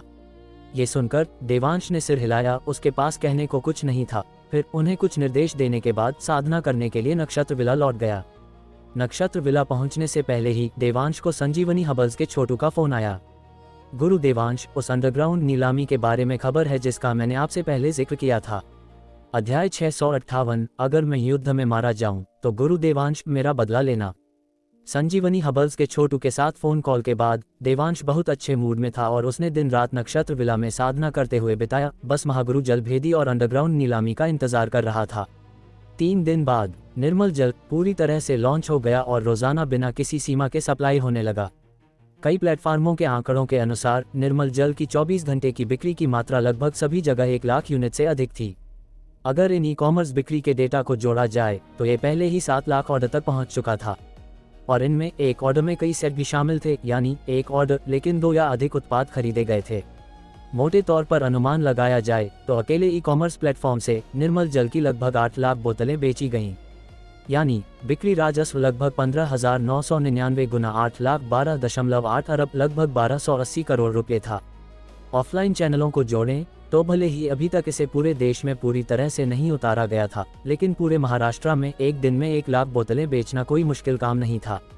लेकिन जब रिया कपूर ने सभी ऑफलाइन स्टोरों के बिक्री के आंकड़ों का मिलान किया तो वह खुद भी थोड़ी हैरान रह गई। उन्होंने वास्तव में पूरी 5 लाख बोतलें बेची थीं, जो कि 8 अरब 800 करोड़ रुपए था। ई कॉमर्स प्लेटफार्मों की 8 लाख बोतलों की तुलना में ये 3 लाख बोतलें कम थी, लेकिन ई कॉमर्स का ग्राहक आधार आखिरकार पूरे देश से था, जो केवल महाराष्ट्र के ऑफलाइन स्टोरों के सीमित ग्राहक आधार से कई गुना बड़ा था। लेकिन नतीजा क्या रहा? ये 2 गुना भी नहीं पहुंचा। इसलिए ताकत और कमजोरी तुरंत स्पष्ट हो गई और ई कॉमर्स प्लस ऑफलाइन स्टोरों से कुल दैनिक बिक्री की मात्रा मोटे तौर पर गणना की जाए तो लगभग 20.8 अरब 2080 करोड़ थी। भले ही लागत 80 करोड़ की बेतुकी रकम हो, रिया कपूर ने उस एक दिन के भीतर देवांश के लिए 2000 करोड़ कमाए। अभी कुछ ही समय पहले 130 अरब से ज्यादा बाहर ट्रांसफर किए गए थे और अब और 20 अरब अंदर आ गए। अगर यह पैसा पानी की तरह न बहाया जाता तो देवांश इसे कभी खत्म कैसे कर पाता? रिया कपूर ने इन लगभग सही आंकड़ों को देखा और वह भी, जो बिजनेस वॉर के बड़े उतार चढ़ावों की आदी थी, निर्मल जल की लोकप्रियता से हैरान थी। वह पहले माथे पर शिकन लिए सोच रही थी कि अतीत में ये हंगर मार्केटिंग कमी दिखाकर मांग बढ़ाना के कारण था, जिसने सभी को इसके लिए पागल कर दिया था। इसलिए उसे चिंता थी कि एक बार निर्मल जल की सप्लाई बढ़ने पर ग्राहकों का उत्साह कम हो जाएगा। हालांकि हर किसी के उत्साह ने एक बार फिर उसकी उम्मीदों को पार कर दिया, यहाँ तक कि उसे अस्थायी रूप से विश्वास ही नहीं हुआ कि यह सच है। विदेशों से आने वाले बर्फीले तूफान जैसे ऑर्डरों की मात्रा के साथ मिलकर रिया को यह भी शक हुआ कि वह सपना देख रही है। काफी सोचने के बाद वह आखिरकार इस निष्कर्ष पर पहुंची, कोई भी उस चीज को नापसंद नहीं करता जो देवांश बनाता है। उसने यहाँ तक सोचा कि देवांश जो भी बनाएगा वह उसे खाने के लिए भी तैयार हो जाएगी। वह कुछ नहीं कर सकती थी। यह इतना चौंकाने वाला था कि वह पल भर के लिए अपनी भावनाओं पर काबू नहीं रख पाए और उसका मानना था कि अगर ईशा देशमुख और बाकी लोग होते तो वे शायद देवांश की बनाई चीजों को लेकर और भी ज्यादा उत्साहित होते। इतने शानदार रिपोर्ट कार्ड के साथ रिया कपूर के पास आखिरकार उत्तर की ओर बढ़ने का आत्मविश्वास आ गया। इसलिए उसने अपना फोन निकाला और एक कॉल की, लेकिन ये देवांश को नहीं बल्कि बाबा काल भैरव को थी। उसने उन्हें फ़ोन इसलिए किया क्योंकि बाबा कालभैरव पहले कपूर परिवार के पास जगदीश कपूर को खोजने गए थे, उनसे ये पूछने की क्या मिलिट्री रीजन में कोई हलचल हुई है। उन दोनों की थोड़ी देर की बातचीत के बाद रिया कपूर, जो पास ही थी, ने बाबा कालभैरव के उत्तर जाने के इरादे को सुन लिया था। इसलिए रिया कपूर ने उस पल का फायदा उठाया जब वह बाबा कालभैरव को बाहर छोड़ने गई और उनसे पूछा कि क्या वह उत्तर जाते समय उसे अपने साथ ले जा सकते हैं। बाबा कालभैरव स्वाभाविक रूप से पहले तैयार नहीं थे, लेकिन जब उन्हें रिया की योजना का पता चला, या यूं कहें कि निर्मल जल ने देवांश को अरबों कमा कर दिए हैं, तो वह तुरंत सहमत हो गए। वह खुद एक शीर्ष योद्धा थे, इसलिए वह अच्छी तरह जानते थे कि एक योद्धा साधना के दौरान कितना पैसा खर्च करता है। इसलिए उनका मानना था कि जब तक रिया कपूर महागुरु जल भेदी को इन सैकड़ों अरबों के मुनाफे का वादा करती है, तब तक जल भेदी के पास देवांश को मारने का कोई कारण नहीं होगा। आखिरकार अगर उसने उसे मार डाला तो एक बार निर्मल जल का स्टॉक बिक जाने के बाद जल भेदी के पास सोने के अंडे देने वाला कोई नहीं बचेगा। रिया कपूर बाबा कालभैरव को इसलिए खोजना चाहती थी क्योंकि उसे चिंता थी कि अगर वह अकेले उतर गई तो वह आसानी से अपने दादा के लोगों द्वारा खोजी जा सकती है और वापस घर भेजी जा सकती है। इसके अलावा उसे उत्तर की ओर जाते समय अन्य रणभूमि के विशेषज्ञों का सामना करने की भी चिंता थी। अगर दूसरे लोग केवल उसकी दौलत लूटना चाहते तो ठीक था, क्योंकि अब उसके पास खर्च करने की क्षमता से ज्यादा पैसा था। लेकिन अगर वे लोग उसकी आबरू लूटना चाहते तो क्या ये सब खत्म नहीं हो जाएगा? उसका शरीर हमेशा देवांश के लिए आरक्षित रहा था, तो ये किसी और के काम कैसे आ सकता था? लेकिन वह वर्तमान में केवल आंतर शक्ति के लघु सिद्धि स्तर पर थी और उसने कुछ दिन पहले ही ब्रेकथ्रू हासिल किया था। साधना का ये स्तर योद्धाओं की दुनिया में बस पर्याप्त नहीं था, इसलिए अगर बाबा कालभैरव उसकी रक्षा करते तो वह शान से चल सकती थी। आखिरकार महान बाबा कालभैरव भले ही महागुरु न हो, लेकिन एक महागुरु को मार सकते थे। इसलिए दोनों में तुरंत सहमति बन गई और उन्होंने उत्तर की ओर जाने के लिए एक आक्रामक और रक्षात्मक गठबंधन बनाया। बाबा कालभैरव आक्रमण के लिए जिम्मेदार थे, बाबा कालभैरव रक्षा के लिए भी जिम्मेदार थे और रिया कपूर गठबंधन के लिए जिम्मेदार थी। बाबा कालभैरव, जो रॉयल पाम्स एस्टेट में दूर थे, रिया कपूर का फोन मिलने के बाद तुरंत मास्टर वाघ के पास गए और उनसे कहा, मैं कुछ काम से बाहर जा रहा हूँ। अगर मैं 3 दिनों में वापस ना आऊं तो गुरु देवांश को मुंबई से बाहर निकालने का कोई रास्ता ढूंढ लेना। ये सुनकर मास्टर वाघ का शरीर कांप गया और उन्होंने चौड़ी आंखों से बाबा कालभैरव को घूरा। बाबा कालभैरव, कहीं आप? उन्होंने अपना वाक्य पूरा नहीं किया, लेकिन बाबा कालभैरव उनका मतलब समझ गए, इसलिए उन्होंने सिर हिलाया और चेतावनी दी, गुरु देवांश को मत बताना। अगर वह पूछें तो बस कह देना कि मैं बोर हो रहा था और अपने गांव वापस चला गया। बाबा कालभैरव, वह जल भेदी कोई साधारण महागुरु नहीं है, मास्टर वाघ ने जोर देकर कहा, फिर रुके और जारी रखा, मेरी गुस्ताखी माफ करें, लेकिन आप उसका मुकाबला नहीं कर सकते। मैं जानता हूँ, बाबा कालभैरव ने सिर हिलाया, धीरे से कहा। आप जानते हैं? मास्टर वाघ के चेहरे पर अविश्वास था। आप जानते हैं और फिर भी आप अपनी मौत के मुंह में जा रहे हैं। ये सुनकर बाबा कालभैरव मुस्कुराए बिना न रह सके। जब तुमने उस समय मुझसे लड़ाई की थी, क्या तुम्हें नहीं पता था कि तुम मेरा मुकाबला नहीं कर सकते? उद्धरण चिन्ह ... उद्धरण चिन्ह। मास्टर वाघ एक पल के लिए दंग रह गए, फिर एक कड़वी मुस्कान दी, पहली चाल से ही मुझे पता था कि मेरा खेल खत्म है। चूंकि तुम साफ साफ जानते थे कि तुम हारने वाले हो, तो तुम मुझसे लड़ते क्यों रहे? बाबा कालभैरव ने पलटवार किया। उन्हें अभी भी याद था कि अगर उन्होंने किसी चीज का वादा किया था तो उन्हें उसे पूरा करना ही था। यह मास्टर वाघ के उन शब्दों की वजह से ही था कि बाबा कालभैरव ने उस समय मास्टर वाघ की जान बख्श दी थी। मास्टर वाघ ने बाबा कालभैरव का पलटवार सुना, फिर से एक बेबस कड़वी मुस्कान दी, फिर अपना सिर हिलाया, आह भरी, और कहा, मैं आपका मतलब समझता हूँ, बस यह है कि हो सकता है कि आपकी किस्मत उस समय मेरी तरह अच्छी न हो। आखिरकार जल भेदी आप नहीं हैं। कोई बात नहीं, जीवन और मृत्यु तो किस्मत में लिखी है, दौलत ऊपर वाले के हाथ में है। जब तक इस बूढ़े का ज़मीर साफ है, इतना ही काफी है। बाबा कालभैरव ने हल्की मुस्कान के साथ कहा। उसके बाद उन्होंने फिर निर्देश दिया, अगर मैं युद्ध में मारा जाऊं तो कृपया गुरु देवांश से कहना कि वह मेरा बदला जरूर लें। ये सुनते ही मास्टर वाघ का शरीर अचानक कांप उठा। तभी उन्हें आखिरकार समझ आया कि बाबा कालभैरव अपनी मौत के मुंह में जाने के लिए इतने दृढ़ क्यों थे। वह युद्ध में अपनी मृत्यु का उपयोग करके देवांश को सही वक्त का इंतजार करना सिखाना चाहते थे। अध्याय 659, बोलो मत, बस दिल से महसूस करो। वह इस तरीके का इस्तेमाल करके देवांश को आसानी से मरने से रोकना चाहते थे। आखिरकार बाबा कालभैरव की आखिरी इच्छा थी कि देवांश उनका बदला ले। इसलिए देवांश को कठिनाइयां सहनी होंगी, लगन से साधना करनी होगी, और तभी 10 या 20 साल बाद वह संभवतः जल भेदी को मार पाएगा और बाबा कालभैरव की आखिरी इच्छा पूरी कर पाएगा।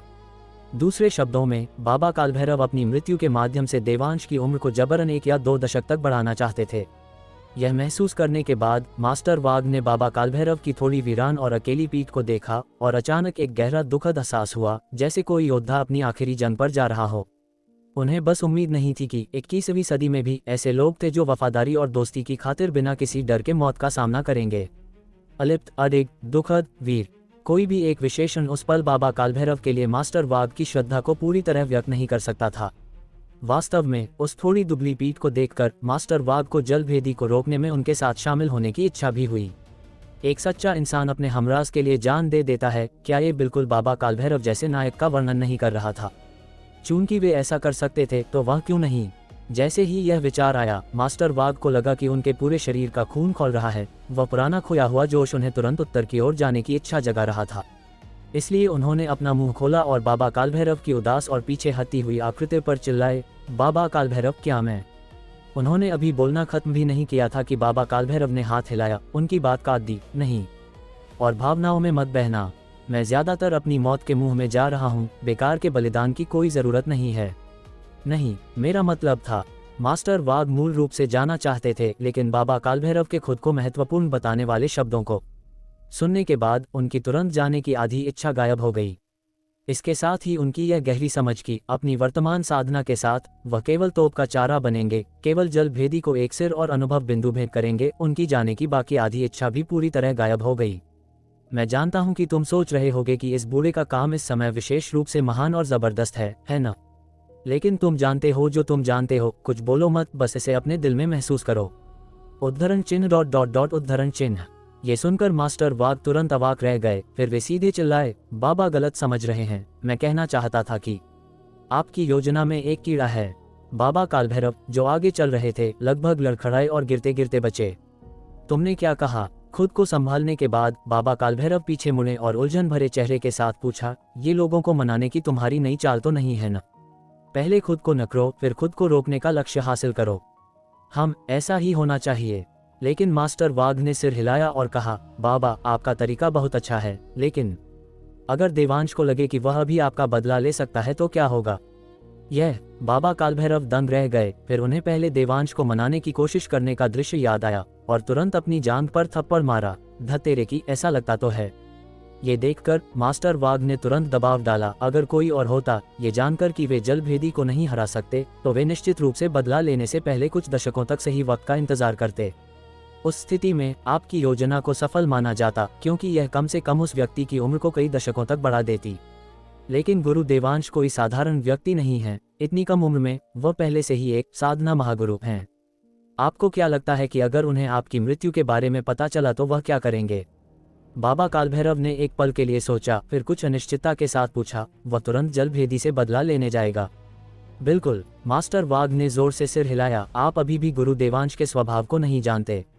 अगर उन्हें खुद थोड़ी परेशानी हो तो कोई बात नहीं, लेकिन आपने उन्हें अपने रिश्तेदारों और दोस्तों पर हुए अन्याय को कब बर्दाश्त करते देखा है? किस बार उन्होंने उसे लोहे के हाथों से नहीं कुचला? उन्हें अभी भी देवांश द्वारा पूरे सिंघानिया परिवार को मिटाने का दृश्य याद था। ये वास्तव में उतना ही खूनी था जितना हो सकता था, उतना ही हिंसक जितना हो सकता था। उद्धरण चिन्ह ... उद्धरण चिन्ह। बाबा कालभैरव फिर से दंग रह गए। उनकी बाहें कसकर तन गईं। ऐसा लग रहा था कि वे सोच रहे हैं कि क्या किया जाए। ये देखकर मास्टर वाघ ने आग में घी डाला, तो आपकी योजना काम नहीं करेगी। न केवल ये काम नहीं करेगी, बल्कि ये देवांश के लिए मौत का वारंट भी बन जाएगी।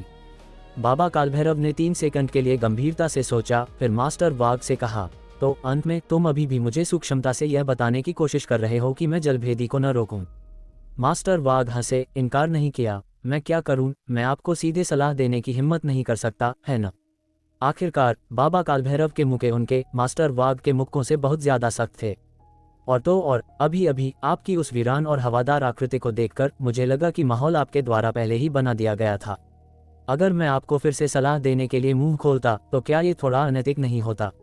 मास्टर वाघ ने जोड़ा, और अब तुम्हें नहीं लगता कि यह अनैतिक है? बाबा कालभैरव ने चिढ़कर पूछा। अगर मैं आपको अब नहीं रोकता तो आप अपनी मौत के मुंह में जा रहे हैं। क्या मुझे अभी भी नैतिकता की परवाह है? मास्टर वाघ ने बात खत्म की, फिर धीमी आवाज में बड़बड़ाए, मुख्य रूप से मैं कोई अच्छा कारण नहीं सोच सका। अगर मैंने आपको जल्दबाजी में सलाह दी होती तो मुझे अच्छी तरह से पिटना पड़ सकता था। आखिरकार बाबा कालभैरव ने वहां ऐसा वीरान और दुखद माहौल पहले ही बना दिया था। अगर वह अभी भी असंवेदनशील रहते तो उन्हें समाज से मार खानी पड़ती, और इस समाज का नाम बाबा कालभैरव था। तुम निश्चित रूप से स्पष्ट सोचते हो। बाबा कालभैरव ने नाक से कुड़ी, फिर मास्टर वाघ से कहा, चून की देरी की योजना बेकार है, तो देवांश को यह मत बताना कि मैं उत्तर गया हूँ। भले ही मैं युद्ध में मारा जाऊं, तुम्हें इस खबर को उससे छिपाने का कोई रास्ता निकालना होगा।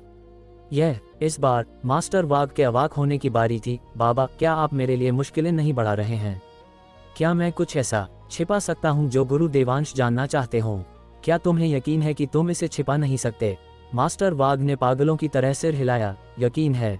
उद्धरण चिन्ह ... उद्धरण चिन्ह। बाबा कालभैरव कुछ नहीं बोले, लेकिन चलकर आए और सीधे हाथ चला दिया। हाँ, मास्टर वाघ का सबसे बुरा डर आखिरकार सच हो गया। उन्हें बाबा कालभैरव द्वारा अच्छी तरह से पीटा गया। पिटाई के बाद बाबा कालभैरव ने एक दिल दहला देने वाला सवाल भी पूछा, क्या अब तुम इसे छिपा सकते हो? मैं छिपा सकता हूँ, मैं छिपा सकता हूँ, निश्चित रूप से छिपा सकता हूँ। क्या तुम्हें यकीन है कि तुम इसे छिपा सकते हो? मास्टर वाघ, जो पहले पागलों की तरह सिर हिला रहे थे, अब पागलों की तरह हमें सिर हिला रहे थे। यकीन है। इस बात से ज्यादा यकीन है कि मेरा सरनेम वाघ है। बाबा कालभैरव ने सिर हिलाया। अपने ही खून पर शक करना, वह एक निर्दयी व्यक्ति है।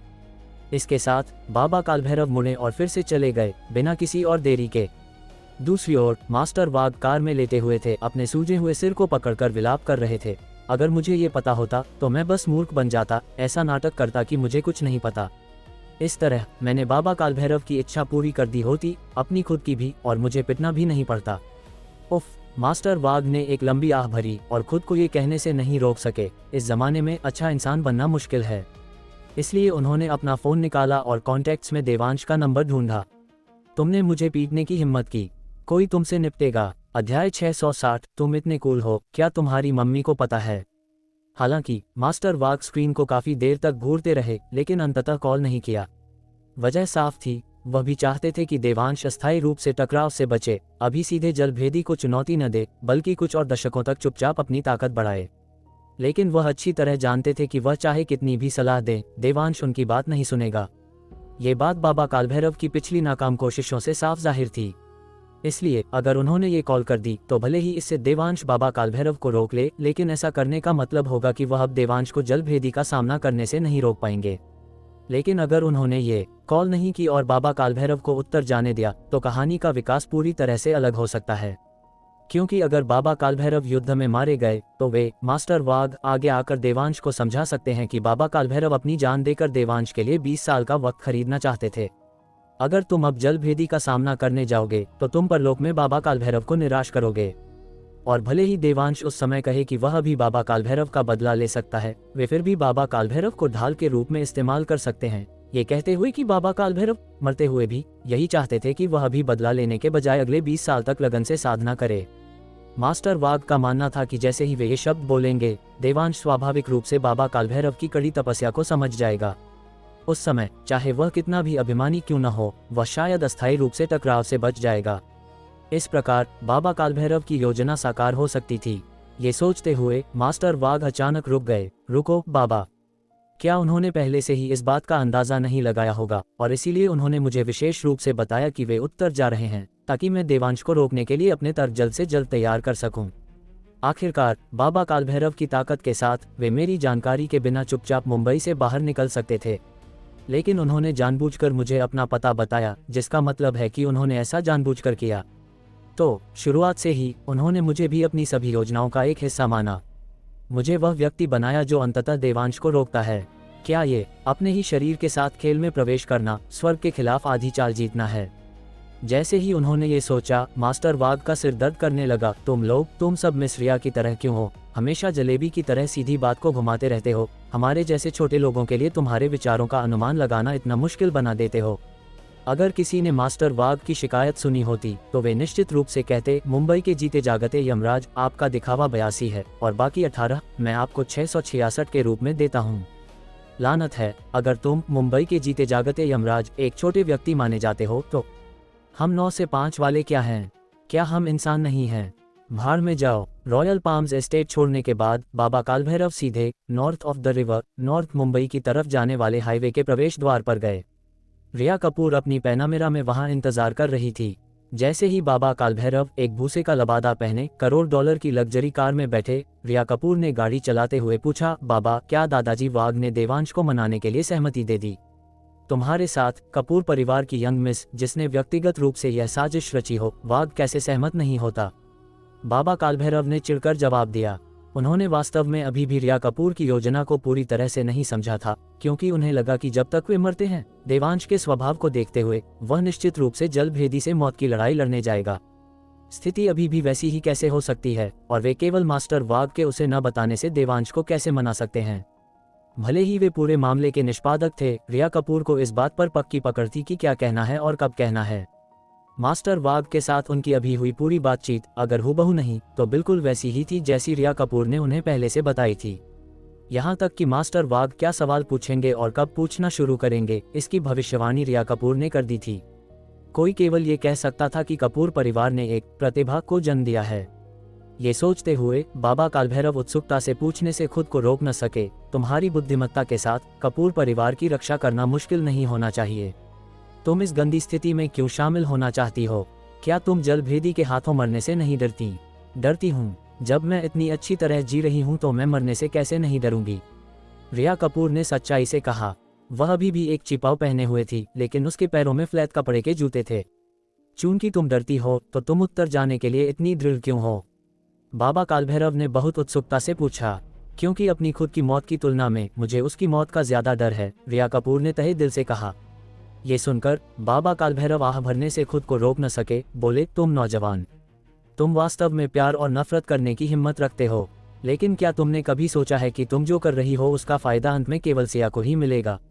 जब तक वह नहीं मरता इससे कोई फर्क नहीं पड़ता कि किसे फायदा होता है, रिया कपूर ने एक फीकी मुस्कान के साथ कहा। उसका चेहरा स्वीकृति और संकल्प से भरा हुआ था। अफसोस, बाबा कालभैरव ने फिर आह भरी, फिर कहा, वास्तव में तुम्हें बिल्कुल भी जाने की जरूरत नहीं है। क्या मैं तुम्हारे लिए उन शर्तों को नहीं पहुंचा सकता था जो तुमने बताई थी? रिया कपूर ने सिर हिलाया। आखिरकार जलभेदी एक महागुरु है। अगर मैं नहीं गई तो वह सोच सकता है कि मैं उसका सम्मान नहीं करती, और फिर किसी भी बात पर समझौता नहीं हो पाएगा। इसके अलावा अगर यह काम कर गया तो मैं किसी भी कीमत पर नहीं मरूंगी, अगर यह नहीं करता तो मैं किसी भी कीमत पर मरूंगी। बस कुछ दिन पहले या बाद में मरने की बात है। तुम छोटी बच्ची काफी समझदार हो, बाबा कालभैरव ने हंसते हुए कहा। उन्हें रिया कपूर अपनी पसंद की लगी। रिया कपूर मुस्कुराए। क्या ये वही नहीं है जो मैंने बाबा से सीखा है? मूल रूप से नश्वर दुनिया में एक यात्री न भूतों पर विश्वास करता है न देवताओं पर। नश्वर दुनिया सपनों से भरी है। चौंकझोहू में एक अकेला बूढ़ा आदमी। सुनिए, कितना रोबदार, कितना बेपरवाह। ये सुनकर बाबा कालभैरव तुरंत जोर से हंस पड़े। रिया कपूर को और भी ज्यादा पसंद करने लगे। ये बिल्कुल भी इसलिए नहीं था क्योंकि उसने उनकी इतनी सही चापलूसी की थी। ठीक है, चापलूसी की कोई भी मात्रा मदद नहीं करेगी। मुझे खुद जलभेदी के खिलाफ बहुत कम भरोसा है, इसलिए बहुत संभावना है कि मैं उस समय तुम्हारी रक्षा नहीं कर पाऊंगा। बाबा कालभैरव ने दुनिया देखी होने के कारण रिया कपूर की छोटी सी योजना को एक नज़र में ही भांप लिया। बाबा बहुत ज्यादा चिंता करते हैं। उस समय आपको बस मुझे जलभेदी से 1 मिनट बात करने देनी होगी और बाकी मुझ पर छोड़ दीजिए। रिया कपूर का चेहरा आत्मविश्वास और दृढ़ता से भरा था। ये सुनकर बाबा कालभैरव कुछ नहीं बोले, केवल थोड़ा सिर हिलाया, फिर अपने आप खिड़की से बाहर देखने लगे। वज्रहस्त को अभी भी फिर से देखने की जरूरत थी, शायद कोई नई जानकारी मिल जाए। दोनों पूरी रात गाड़ी चलाते रहे और आखिरकार भोर में सीमा पर स्थित शिवसागर झील के पास पहुंचे। आगे कोई सड़क नहीं थी और उन्हें पैदल ही आगे बढ़ना था। कार से बाहर निकलने के बाद दोनों तेजी से एक छोटे रास्ते पर चले। दोनों योद्धा थे, इसलिए इस तरह की उबड़ खाबड़ सड़क से उन्हें कोई खतरा नहीं था। लगभग कुछ 100 मीटर चलने के बाद दोनों आखिरकार शिवसागर झील के किनारे पर पहुंचे और फिर वे दंग रह गए। क्या उन्होंने यह नहीं कहा था कि शिवसागर झील के पास इकट्ठा हुए ज्यादातर लोग जलभेदी का सामना करने के लिए उत्तर चले गए थे? यहाँ अभी भी इतने लोग क्यों थे? साथ ही वह हरे रंग की आकृति जो झील के बीचों बीच तैर रही है। तुम इतने कूल हो, क्या तुम्हारी मम्मी को इसके बारे में पता है?